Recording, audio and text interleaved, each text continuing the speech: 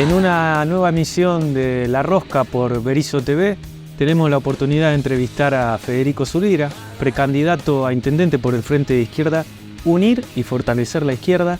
Fede, gracias por venir. No, gracias por la invitación y bueno, felicitaciones por esta segunda temporada de La Rosca. Gracias. En primera instancia, lo que uno te viene a preguntar y cada candidato que va a venir a la mesa es cuáles son las propuestas, en este caso del sector, de un frente de izquierda que se está consolidando también en el distrito.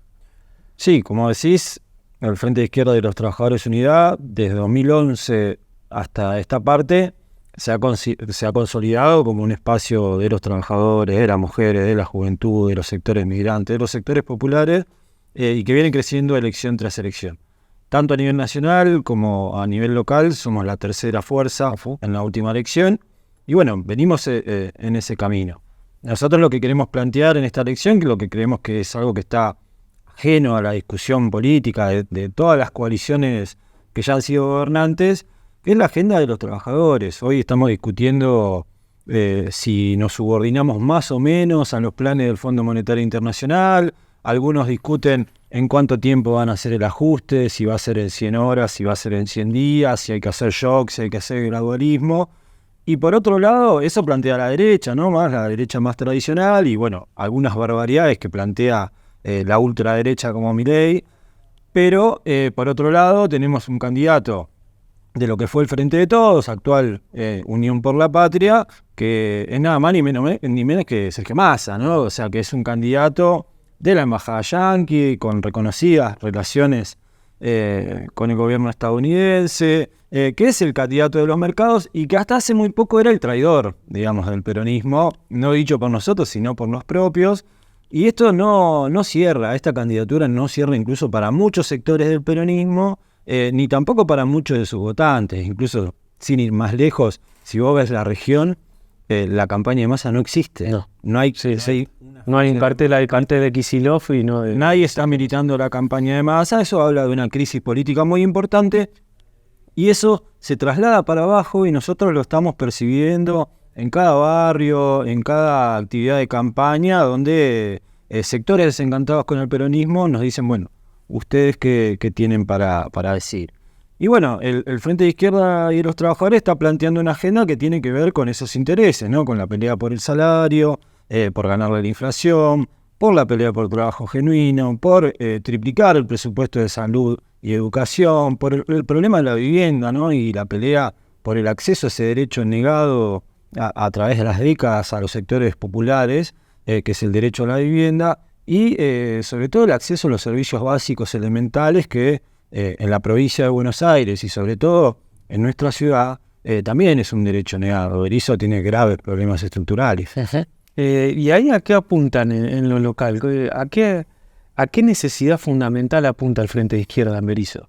Mirá, como te decía, Berisso parte de una problemática muy importante, que es que tenemos el barrio más pobre del país, tenemos más de 18 asentamientos precarios, muchísimas de esas barriadas populares no tienen acceso ni siquiera a agua potable. Lo hemos visto en el último tiempo, en el verano se ha profundizado la crisis del acceso al agua potable y bueno, creemos que es necesario y hay que tomar medidas de urgencia con respecto al problema de la vivienda, al problema de un plan de obra pública y viviendas populares que apunte a generar trabajo genuino para la región, es decir, ir a resolver este problema, pero también a resolver el problema de la vivienda y la crisis habitacional que hay en Berisso y que hay en la provincia de Buenos Aires. La provincia de Buenos Aires tiene un problema y un déficit habitacional de 3,5 millones de familias, es muy grave.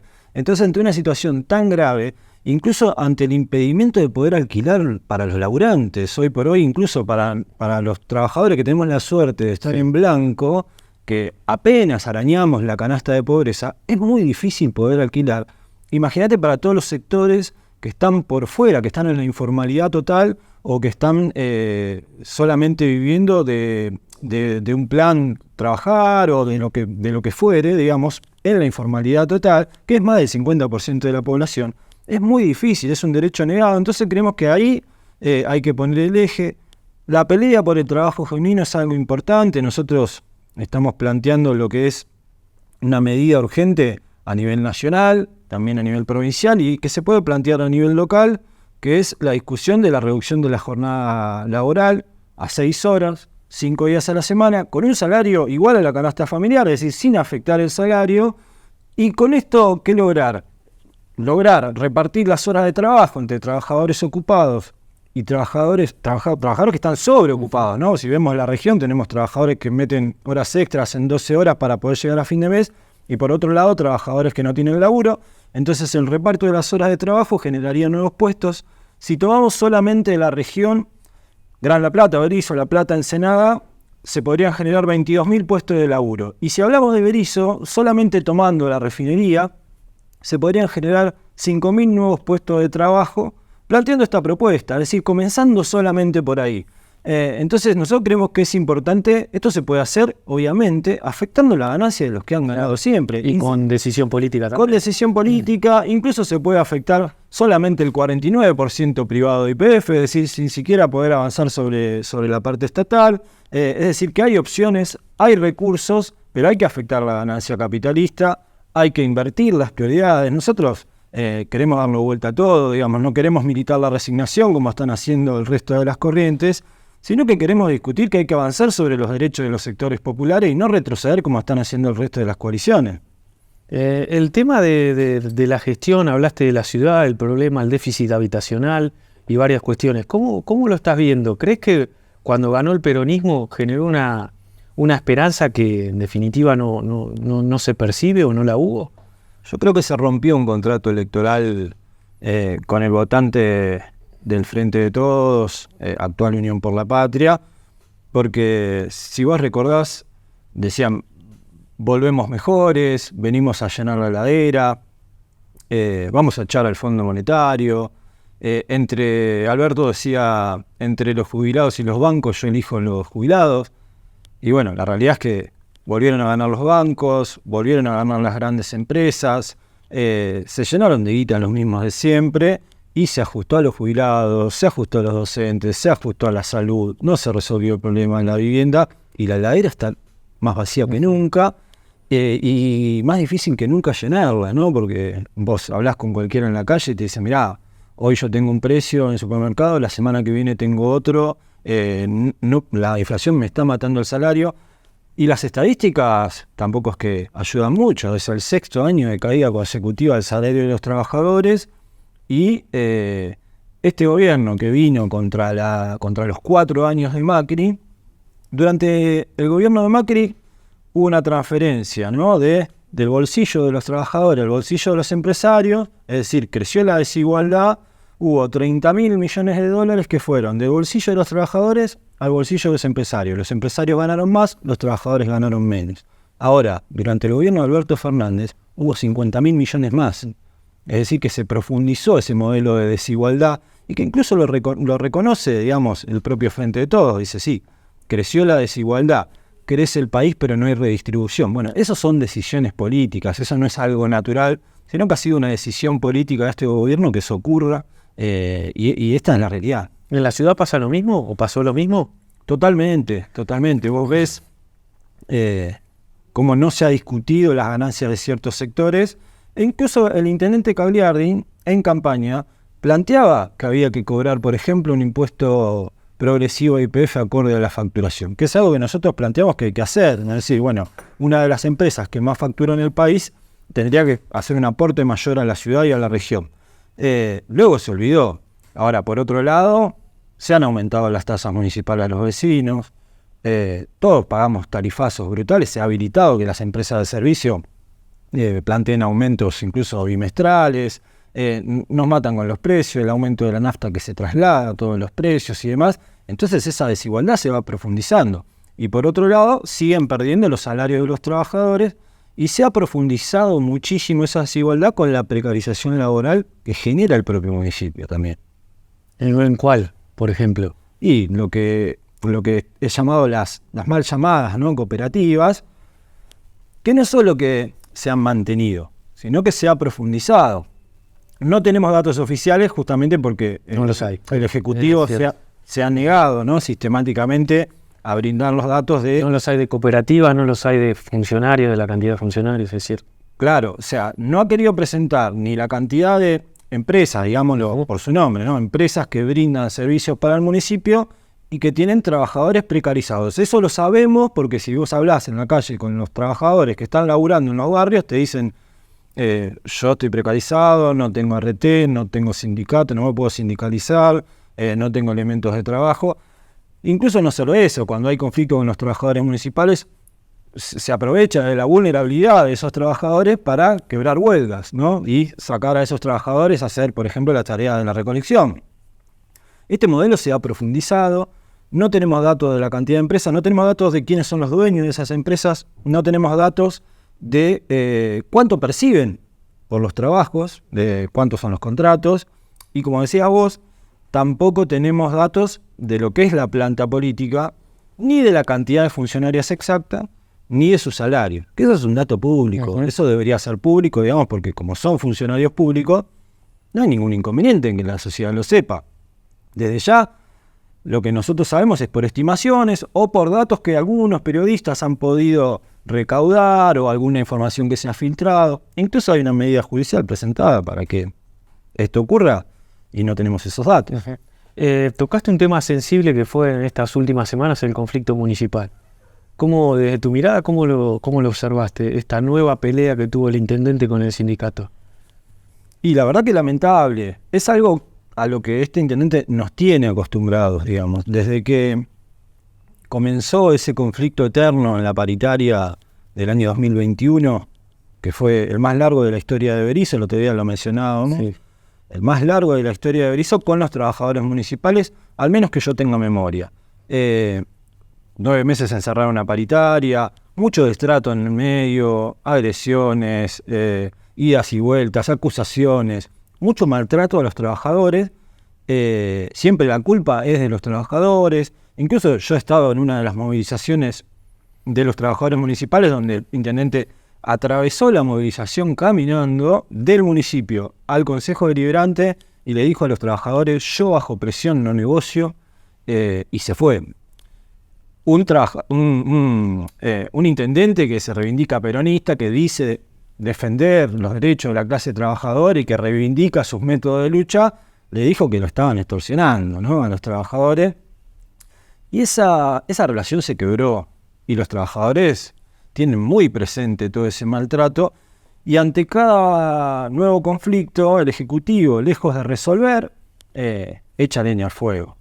En este conflicto que parecía resolverse fácilmente, ¿no? Es decir, ropa de trabajo, elementos de seguridad, estado de los camiones, cuestiones elementales para el trabajo de los laburantes, que parecía resolverse rápidamente para un ejecutivo que tiene todo el aparato para poder hacerlo, se demoró meses. Y con un acta de acuerdo firmada también hace meses y con un compromiso que venía del año anterior, exclusiva responsabilidad de este intendente, y un ataque reiterado a un sector de trabajadores municipales que tiene que ver con la recolección, con una intencionalidad política, ¿no? ¿Sí? ¿Hay intencionalidad? ¿Y cuál es?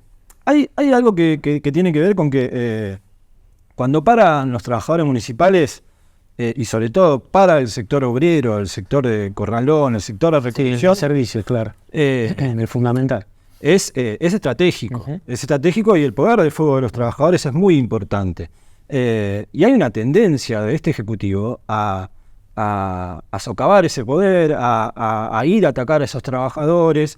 Constante es el ataque hacia ese sector de los trabajadores. Lo que plantea es que incluso planteando una ineficiencia, si se quiere, del servicio. Y la realidad es que los vecinos de Berisso saben que cuando los trabajadores tienen sus elementos, la recolección se realiza. Y Berisso tiene una de las mejores recolecciones de la provincia de Buenos Aires. Ahora, hay una intencionalidad política de ir hacia la privatización del servicio, inevitable, porque si no, no se explica ese nivel de ataque. Nosotros desde ya hemos apoyado todo el conflicto de los laburantes, estamos de su lado y estamos porque se amplíe la planta de trabajadores municipales, que tengan todos los elementos y que el servicio siga siendo municipal. Fede, ¿hay alguna salida para Berisso en el corto plazo o no? De su propuesta y de su mirada de la izquierda. Bueno, mirá, como te decía, hay que tomar medidas elementales de emergencia, sí, y hay que plantear prioridades y decisiones políticas. En esa situación, puede haber salida para los trabajadores, pero nosotros lo decíamos en 2021, cuando se iba a ir a este acuerdo con el fondo. No hay futuro para la clase trabajadora con un cogobierno del FMI. Y lo mismo planteamos ahora. Hay que plantear de un desconocimiento soberano de la deuda, que es una deuda trucha, fraudulenta, que todos lo sabemos, en que nosotros planteamos que de mínima había que iniciar investigando esa deuda, y partiendo de ese desconocimiento soberano, hay que redistribuir los recursos, y hay que poner esos recursos no para la deuda, sino para salud, para educación, para obra pública, para vivienda. Y ahí podemos empezar a hablar en serio de futuro, pero hay que partir de conocer la deuda. O sea que, claro, el tema de ustedes es reconocer la deuda, no pagarla, ¿no? Lógicamente lo que ustedes proponen. Nosotros planteamos que la deuda fue una estafa. Entró por una ventana, se fue por la otra, fue para bancar la campaña de Macri, para bancar a los bancos. Si lo investigamos rápidamente, se van a ver los mecanismos fraudulentos de esa deuda, que aparte lo mismo que ingresó fue lo que salió por otro lado, en fuga. Y hay que plantear un desconocimiento soberano. Hay elementos incluso legales en el mundo donde plantean que las deudas pueden ser de un gobierno, pero no del pueblo, porque si no fueron a ningún lado, fueron una estafa. Entonces hay que partir de ese desconocimiento soberano de la deuda para poder hablar seriamente de futuro. Ustedes apuntan a fortalecer como tercera fuerza en el distrito, apuntan a ingresar, referente de su sector al Consejo Deliberante, o van dispuestos también a tener una chance en algún momento de lograr la intendencia? Mirá, nosotros somos objetivos, venimos creciendo, somos la tercera fuerza en la ciudad y tenemos una primera tarea, que es que la voz de la izquierda, de las mujeres, de la juventud, de los trabajadores, de los sectores populares, ingrese por primera vez al Consejo Deliberante, que es un espacio de poder pactado entre las coaliciones gobernantes eternamente. Incluso todo lo que sería la tercera sección electoral tiene un piso muy alto de ingreso al Consejo Deliberante. Eso tiene una intencionalidad política, que es que los partidos tradicionales se sigan perpetuando en el poder, ¿no? Pero así todo, con ese piso tan alto, estuvimos muy cerca. Estuvimos a 500 votos de ingresar al Consejo Deliberante y poder romper ese poder pactado, porque puede haber peleas para la foto, puede haber discusiones, si se quiere, dura y demás, pero después, cuando hay que hacer votaciones elementales y que generalmente son de ajuste para el vecino, se acuerda y se vota. O se consigue de alguna manera el quórum, o alguno falta. Hay una cosa de poder pactado que se ha perpetuado a lo largo de los años. El ingreso de la izquierda al Consejo Deliberante patearía el tablero porque pondría otra agenda en discusión y rompería ese equilibrio. Y nosotros estamos en esa tarea y vamos por esa pelea. Seguiremos creciendo y veremos cómo se dan las cuestiones. Sería iluso decir en este momento vamos por la intendencia, pero sí que el crecimiento de la izquierda y el voto al Frente de Izquierda de los Trabajadores Unidad es un fuerte mensaje político a los partidos tradicionales, a los poderosos, y que es un crecimiento que se consolida a lo largo del tiempo y sigue ese camino. Estamos hablando con Federico Zurila, representante y precandidato del Frente de Izquierda. Nosotros nos vamos a una pausa y enseguida volvemos.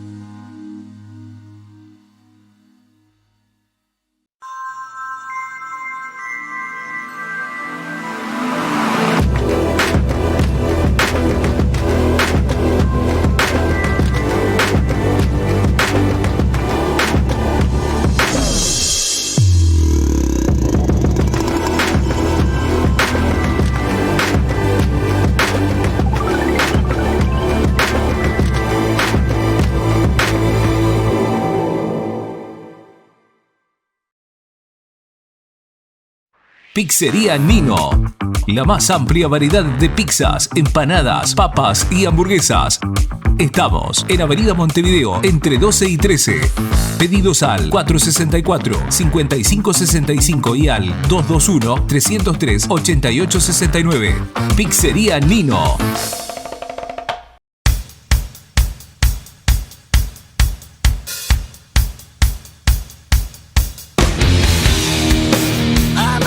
Segundo bloque de La Rosca y estamos entrevistando a Federico Zurila, precandidato a intendente por una de las listas del Frente de Izquierda.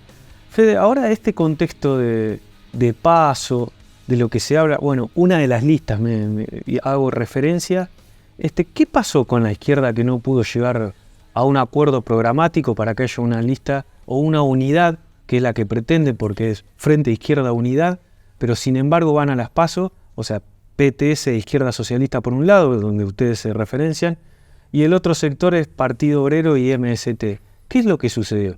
Mira, acuerdo programático hay, que es el acuerdo programático que sostiene el Frente de Izquierda de los Trabajadores de hace muchísimo tiempo. Hubo una diferencia con respecto a, en todo caso, a quién sería el mejor candidato, la mejor figura para llevar adelante la pelea del momento. Uh-huh. Nosotros creemos que la mejor figura para dar esa pelea contra los sectores de derecha, incluso contra los candidatos del ajuste y el FMI, era la figura de Miriam Bregman, una figura en crecimiento, que es una reconocida luchadora por los derechos humanos, abogada de Jorge Julio López, abogada de todas las fábricas recuperadas después del proceso 2001, incluida la fábrica de la cerámica Sanón, que es una de las más importantes de Latinoamérica y un ejemplo de lucha a nivel mundial. Que es una referente de la lucha por los derechos de las mujeres, de la pelea por el aborto. Miriam, creíamos que era la principal figura para esa pelea, y no hubo acuerdo con los compañeros del Partido Obrero y el MST que decidieron ir a la interna. Es decir, no llegamos ni siquiera a la instancia de poder discutirlo en nuestra conferencia electoral porque ya habían definido ir a las PASO.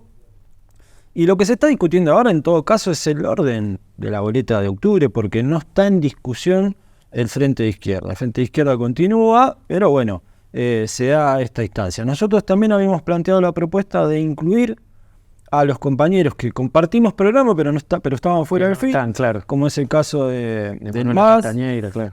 Incluso algo que planteaba Manuela Castañeira, no es cierto de que Miriam Bregman no me dio la paso. Dice, primero que ellos no estaban dentro del FIT y nosotros lo que propusimos es incluirlos.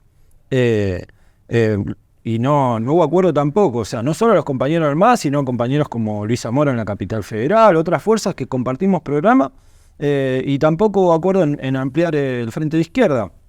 Así que bueno, lo que está ahora planteado en este escenario es el orden, en todo caso, de las candidaturas para octubre, y en octubre iremos todos juntos contra nuestros verdaderos adversarios.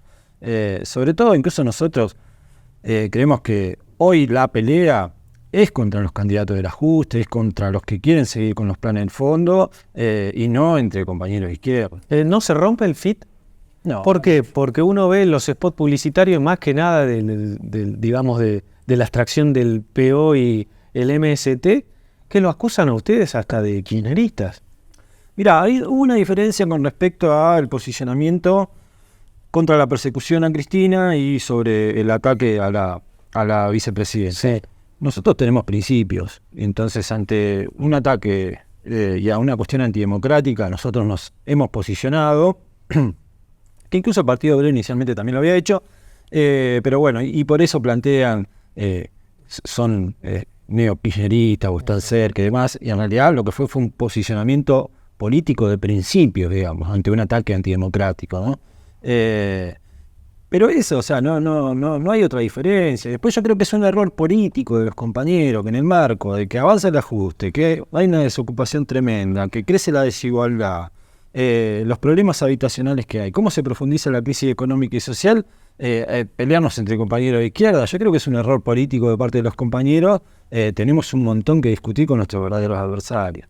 Ahora, a partir de octubre, me imagino, bueno, por lo que describí, van a ir todos juntos, pero en esto programático, ¿por qué la izquierda no pudo unificarse también? Nombraste al Nuevo MAS, hay otra facción también que se desprende del Partido Obrero, que es Política Obrera. Sí, Política Obrera es parte de un desprendimiento del Partido Obrero.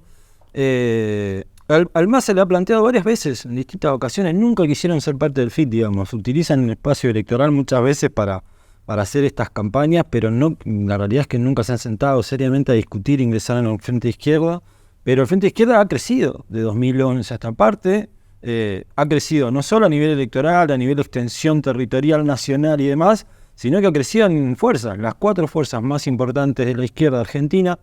Más del 90% de los votos de la izquierda está dentro del FIT. Es decir, que ese espacio ha crecido y se ha fortalecido. Pero bueno, todavía quedan algunos sectores que están por fuera del FIT, que por supuesto nuestra intención ha sido llamarlos y convocarlos a que se integren. ¿La izquierda pelea contra la extrema derecha? Sí, la izquierda está dando una dura pelea y lo hace en cada lucha, en cada lugar de trabajo, en cada lugar de estudio, en cada barrio y en cada lucha importante que se da. Si vos mirás el escenario de Jujuy, por ejemplo, ¿no? Donde nosotros tuvimos 6 convencionales constituyentes a lo que fue esa reforma antiderechos, ¿no? Trucha, amañada, que se votó rápidamente de manera express. Participamos de esa situación, denunciamos que era completamente antidemocrática, no nos dejaban transmitirla, lo denunciamos y nos retiramos a luchar con el pueblo. Y eso es enfrentar a la derecha, ¿no? Es hacer lo que vos decís en campaña, hacerlo en tus bancas y hacerlo en la calle. Es decir, ser consecuente y enfrentar a la derecha junto con los trabajadores, con los pueblos originarios, con los sectores populares, consecuentemente. No solamente de discurso, o desde Twitter, o en un programa de televisión, sino poniéndole el cuerpo. Y yo creo que la izquierda, como es el caso de nuestro compañero Alejandro Vinca, ha demostrado que ha sido consecuente con su programa y la pelea contra la derecha y contra todos los que vienen a atacar las conquistas de los laburantes ha sido consecuente en sus bancas y en la calle. Sí, de los 4 precandidatos que siempre están en los medios de comunicación o a los que, viste, las encuestas se elevan, ¿tienen todo el mismo programa económico?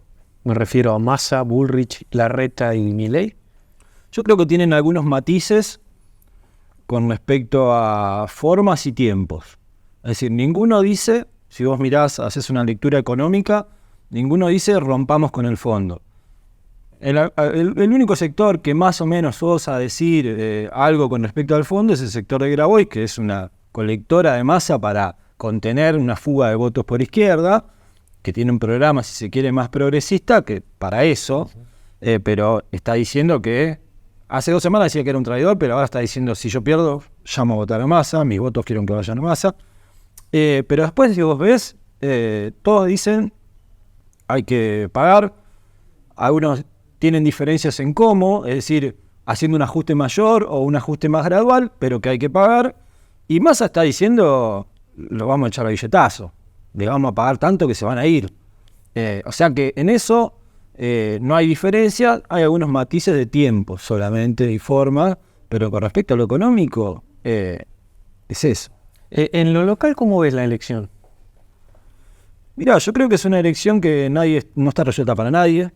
Ni para el propio Ejecutivo. No, nadie. Yo creo, mi visión es que nadie tiene garantizado el resultado y que hay una interna que se ha profundizado y que incluso ha generado dentro del propio oficialismo, si se quiere, de la coalición gobernante, que algunos sectores vayan por afuera. Eso también es un elemento nuevo, si se quiere, en esta elección. Una boleta corta que juega por fuera del oficialismo. Es un escenario bastante enigmático, si se quiere, para las fuerzas políticas que no saben para dónde se va a disparar. Pero sí que el descontento que ha generado la candidatura de Massa y si se quiere, el proyecto político que encarna Sergio Massa, ha abierto un escenario muy interesante, por ejemplo, para que la izquierda crezca. Lo notamos en la calle, nos dicen, bueno, y a ver, ¿ustedes qué plantean con respecto a la salud pública? ¿Qué pasa con la salita? ¿Qué plantean con respecto a la obra pública? Empieza a ser una opción la izquierda ante el brutal descontento que se ha generado también en la ciudad. Y bueno, como te decía hoy, no hay campaña de masa en la ciudad. Y Ensenada, muchísimo menos. O sea, Berisso, Ensenada es una región que no tiene campaña de Sergio Massa porque evidencia una crisis muy grande y una situación muy extraña. ¿Cómo se hace para convencer a aquel que es de izquierda a un peronista, teniendo en cuenta que siempre Berisso se habló de la cuna del peronismo? Mirá, yo creo que eso está ¿O ya no existe eso? Yo creo que está en discusión. Luego de 2015, Del triunfo de Nedela. el triunfo de Nedela, eso empieza a cambiar. Antes las internas del peronismo se discutían a puertas cerradas, salían del local del Se PJ urgía un candidato. y del local del PJ, cuando se abría la ventana, salía el candidato a intendente. Esa era al menos lo que nosotros teníamos memoria desde jóvenes. Eso cambió. A partir de que hay frentes electorales, a partir de muchas cuestiones, ¿no? Pero bueno, eso ha cambiado totalmente. Y que la izquierda, por ejemplo, sea la tercera fuerza en una ciudad históricamente peronista, que tiene como histórico, digamos, el 17 de octubre del 45, acá a unas cuadritas, es un hecho político importante, y que haya gobernado a la derecha también. Entonces, la cuna del peronismo como histórico es un hecho. Ahora, que eso siga siendo eternamente peronista, todavía está en discusión. ¿Ustedes luchan por ser tercera fuerza, nada más? Mirá, nosotros estamos peleando. ¿Y sabes por qué te lo digo? Porque está en discusión también que como tercera fuerza los liberales en este nuevo contexto político. Mirá, lo que está en discusión y lo que está planteando el Frente de Izquierda es imponer una agenda de los trabajadores, los sectores populares, y combatir a los liberales con lo que ellos están planteando hoy, que es que hay que reventar los derechos. O sea, si vos ves la campaña, incluso en todos los niveles, desde arriba para abajo, desde Milei hasta un candidato local, te hablan de libertad, ¿no? La libertad de ser, de hacer, de que no me impongan, que no me adoctrinen. Y en realidad hablan de un profundo individualismo para que se enriquezcan los mismos de siempre. Es decir, libertad de mercado, libertad de que te mueras de hambre, achicar el Estado y ir por los derechos de los trabajadores. Nosotros tenemos una agenda completamente distinta, que es de los sectores populares, de los laburantes, y por avanzar en nuestros derechos y conquistarlos como históricamente lo ha hecho el pueblo trabajador, que es con la lucha en las calles. Nuestras bancas, lo que nosotros logramos en el Congreso Nacional, en las legislaturas provinciales, en los consejos deliberantes, como lo hicimos en la última elección, donde avanzamos en muchísimos municipios del conurbano bonaerense, son puestos de lucha para potenciar todas esas peleas que damos en la calle y que acompañamos.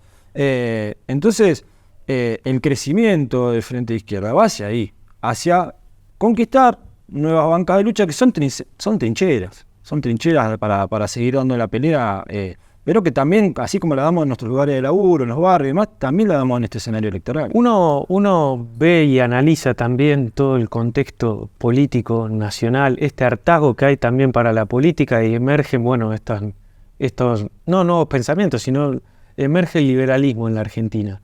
¿Crees que gran porcentaje de la juventud se fue hacia ese lado? Cuando antes tenía el ojo más en la cuestión de la izquierda, tal vez al peronismo, ¿o estoy equivocado en ese concepto? Mirá, hay un fenómeno que ha empalmado con la juventud, sobre todo la figura de Milei, Sí. Eso existe. Es decir, hay un sector, sobre todo de jóvenes varones, que empalmaron con si se quiere, un personaje de falsa rebeldía, ¿no? Anticasta, que, digamos, a veces donde los cargamos un poquito se cae a pedazos, ¿no? O sea, ha hecho acuerdos con la casta más rancia política de todo el país, en todas las elecciones provinciales. Con respecto a lo que plantea, es un candidato que se está cayendo a pedazos. Ahora que le están dando un poquito de espacio nuevamente y se le hace una repregunta, su programa se cae a pedazos. Cuando blanqueó incluso su programa más abiertamente, empezó a perder un sector de jóvenes que empatizaban, que es sobre todo las mujeres. Y lo que está ocurriendo es que las mujeres jóvenes empiezan a discutirle de esos sectores de la juventud: che, pará que Milei está en contra de nuestros derechos, pará que Milei va por tu viejo que es migrante, te quiere rajar del país, Milei va por todos los derechos de los sectores populares, y empieza a darse ese debate de la juventud, que eso es algo interesante. Ahora, hay un sector que está descontento con la clase política, que ha empatizado con ese personaje que ha sido muy mediático, que le han dado mucha rosca, y que sirve también para polarizar. El gobierno le sirve polarizar con Milei, le sirve polarizar la discusión con la dolarización, por ejemplo, que es una barbaridad, que te están diciendo que tu salario va a ser de $50. O sea, discutir la venta de órganos y no discutir, no hay que pagar la deuda porque hay que ir a salud, hay que ir a educación, hay que ir a vivienda. Entonces, ¿qué le sirve más? ¿Polarizar con la derecha o polarizar con la izquierda? Obviamente va a polarizar con la derecha. Y además le saca votos al sector de derecha más extremo. Entonces, al gobierno también le sigue sirviendo. Es un personaje que sigue sirviendo. Pero sí es verdad que hay un descontento. Pero cuando se discute ese voto, en el 1 a 1, en el mano a mano, rápidamente retrocede. Cuando visitas los barrios, ¿qué es lo primero que te pide la gente? ¿O cuál es la primera necesidad que marcan ustedes? Mirá, sobre todo en la juventud y en las mujeres es el tema de acceder a un trabajo genuino, es decir, un trabajo con derechos, un trabajo con vacaciones, con sindicalización, con obra social. La discusión de trabajo genuino es algo que está en todos lados porque sobre todo los jóvenes y muchas mujeres jóvenes y madres acceden a los trabajos más precarios. Y entonces esto es algo que nosotros creemos que es urgente. Por eso incluso estamos planteando la reducción de la jornada laboral. Y además que tenemos una de las jornadas laborales, primero más antiguas, ¿no? Que tiene casi 100 años, más extensa de Latinoamérica y una de las más extensas del mundo. Bueno, el otro día lo charlábamos, incluso países de Europa están empezando a discutirla, incluso sectores del peronismo también están discutiendo el tema de la jornada laboral. No como lo planteamos nosotros, porque nosotros decimos reducir la jornada laboral afectando las ganancias de los capitalistas, y que nosotros hicimos un estudio con nuestros compañeros economistas y que aplicándolo solo a las 12.000 principales empresas, las principales 12.000 fortunas del país, se generarían inmediatamente 1 millón de puestos de trabajo con nuevos turnos y demás, que es casi el equivalente a los planes Argentina Trabaja.